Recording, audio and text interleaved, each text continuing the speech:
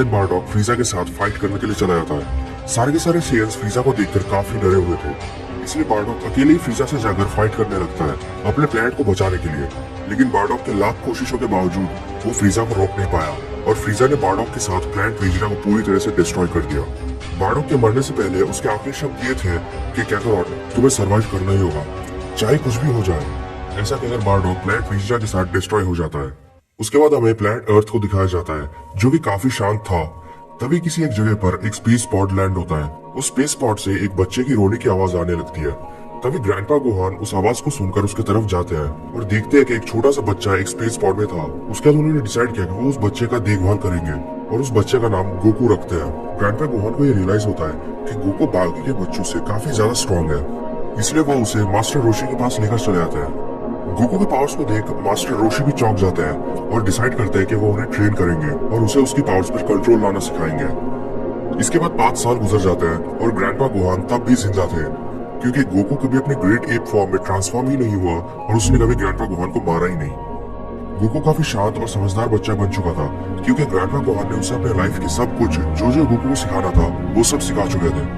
In the meantime Goku master Roshi से Kamehameha wave भी सीख चुका था।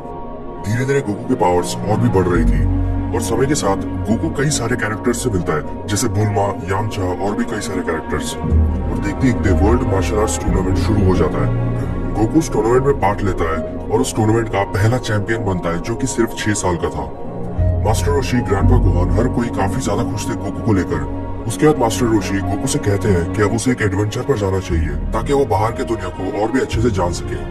मास्टर रोशी के कहने के मुताबिक गोकू एडवेंचर के लिए निकल पड़ता है। गोकू के एडवेंचर में उसके साथ काफी कुछ होता है और एक दिन अचानक से गोकू को अपने फादर का चेहरा याद आता है और उन्होंने उसे क्या कहा था वो सब एक और बार गोकू के चेहरे पर झलकने लगता है। आई एम सॉरी कैकरॉट, मैं तुम्हें प्रोटेक्ट करने के लिए वहां पर नहीं रह सकता, बट आई प्रॉमिस कि अगर मैं जिंदा रहा तो मैं तुम्हारे पास जरूर आऊंगा। इसके बाद गोकू को याद आ जाता है कि बारडॉग और जीने उसके पेरेंट्स हैं और उन्होंने कहा था अगर वो सरवाइव करेंगे तो वो लोग जरूर आएंगे, लेकिन वो लोग नहीं आए। इसका मतलब वो लोग सरवाइव नहीं कर सके।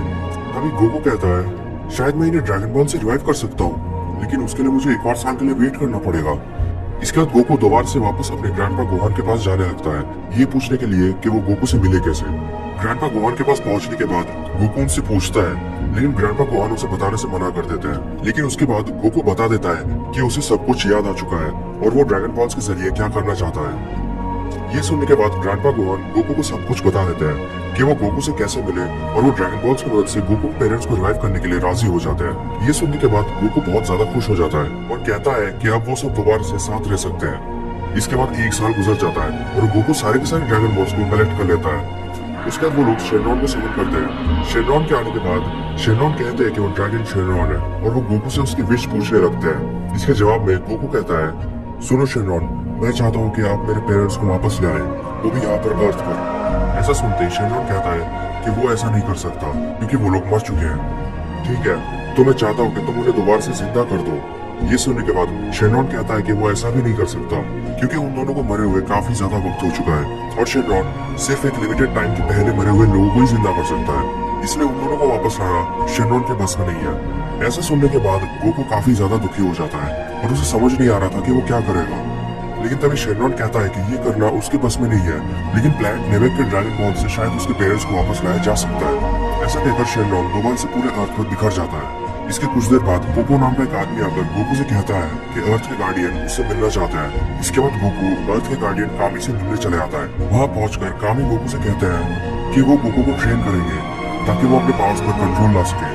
गोकू शुरू में कुछ समझ नहीं पाता है, लेकिन वो बाद में कामी के साथ ट्रेनिंग करने के लिए राजी हो जाता है। कामी को गोकू के बारे में पता था, जिसके चलते वो गोकू को ट्रेन करने लगते हैं। इसके बाद कई साल गुजर जाते हैं। गोकू की शादी हो चुकी थी और उसका एक बेटा भी था, जिसका नाम उसने गोहान रखा था। एक दिन अर्थ पर एक स्पेस पॉड लैंड होता है, जिसमें से रैडिट्स बाहर आता है और वो कहता है, तो ये है प्लैनेट अर्थ जहाँ पर कैकरॉट को भेजा गया था। ऐसा कहकर वो अपने स्काउटर का यूज करते हुए गोकू को ढूंढने की कोशिश करता है और उसे दूर 2 स्ट्रॉन्ग पावर लेवल्स नजर आते हैं, लेकिन वो दोनों रैडिट्स के लिए काफी कमजोर थे। इसलिए वो कहता है, क्या कैकरॉट का पावर लेवल सिर्फ 600 है, लेकिन ये कैसे हो सकता है? वो तो एक लेजेंडरी सुपर सेल बनकर पैदा हुआ था और उस समय उसकी पावर लेवल 900 से भी ज्यादा थी। ऐसा कहकर ड्रैगन उस पावर लेवल की तरफ जाने लगता है। वहीं दूसरी तरफ गोकू और बाकी सब मास्टर रोशी के वहां होता है और गोकू सेंस करता है कि पावरफुल बंदा उनकी तरफ आ रहा है। गोकू के ऐसा कहते ही रेडिट्स मास्टर रोशी के आइलैंड पर पहुंच जाता है। रेडिट्स को देख हर कोई बाहर आ जाता है और रेडिट्स कहता है, तो फाइनली तुम मुझे मिल गए कैकरॉट। कैकरॉट? लेकिन मेरा नाम तो गोकू है। अरे हाँ, तुम्हें कैसे याद होगा, क्योंकि तुम तो बहुत छोटे थे जब तुम्हें यहाँ पर भेजा गया था। तुम्हारा असली नाम कैकरॉट है और तुम एक सेयन हो मेरी तरह। और बाप, तुम इतना कमजोर कैसे हो गए? फिर क्या हो गया है तुम्हें? आई एम सॉरी, मैं नहीं जानता कि तुम क्या कह रहे हो ये सब। और मेरा नाम गोकू है।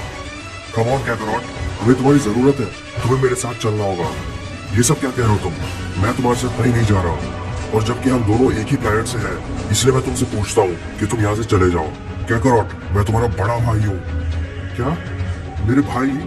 हर कोई रेडिट से कहने लगता है कि गोकू उनके साथ ही रहेगा। वो रेडिट्स को गोकू को अपने साथ ले जाने नहीं देंगे। ऐसा सुनते ही रेडिट्स जाकर ग्रैंडपा भगवान को एक थप्पड़ मारता है, जिसके चलते गोकू बहुत ज्यादा गुस्सा हो जाता है और अपने पावर्स को